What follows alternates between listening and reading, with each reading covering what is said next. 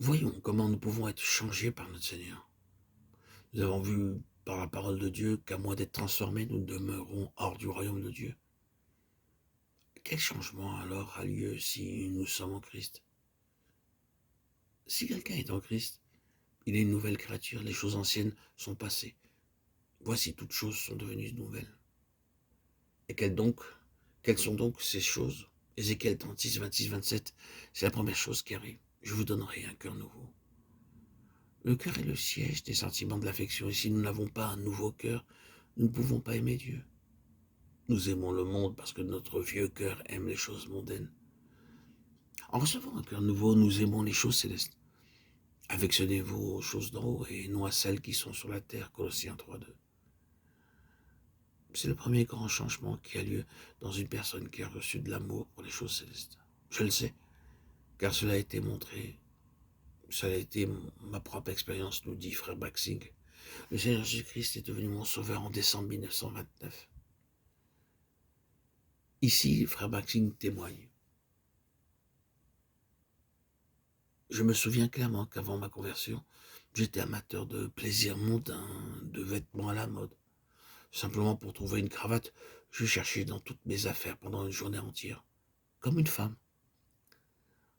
Celle-ci n'est pas bien, celle-là n'est pas trop bien, disais-je en cherchant comme un fou dans toute la malle, juste pour une cravate. J'avais l'habitude de perdre mon temps chaque matin à lire des journaux pendant 2 à 3 heures, regardant les photos stupides, des nouvelles, des magazines, des histoires stupides, pensant et calculant pour réussir et gagner de l'argent. Mes pensées étaient tout le temps tournées vers les choses mondaines. Il y avait aussi d'autres plaisirs cachés coupables dans ma vie, mais le Seigneur Jésus-Christ chassa tous ces désirs dès que je vins à lui. Personne ne m'avait dit d'y renoncer, pas une seule personne, pas même un prédicateur. Il avait dit Seigneur Jésus, venant en moi, me donna de nouveaux désirs. Les Écritures disent, je vous donnerai un cœur nouveau. C'est la stricte vérité. Il me donna un cœur nouveau. Et je remercie Dieu pour cela. Car il m'ôta mon cœur souillé et me donna un cœur pur, comme les Écritures le disent dans Matthieu 5:8. Heureux ceux qui ont le cœur pur, car ils verront Dieu. Seul Dieu peut donner un cœur pur. Vous pouvez essayer comme vous voudrez, votre impureté intérieure ne s'en ira jamais par votre propre effort. Vous pouvez dire, je ne regarderai plus une femme ou un homme, je ne regarderai plus ceci ou cela. Et vous ne réussirez pas. Vos pensées sont vaines et vagabondes tout le temps.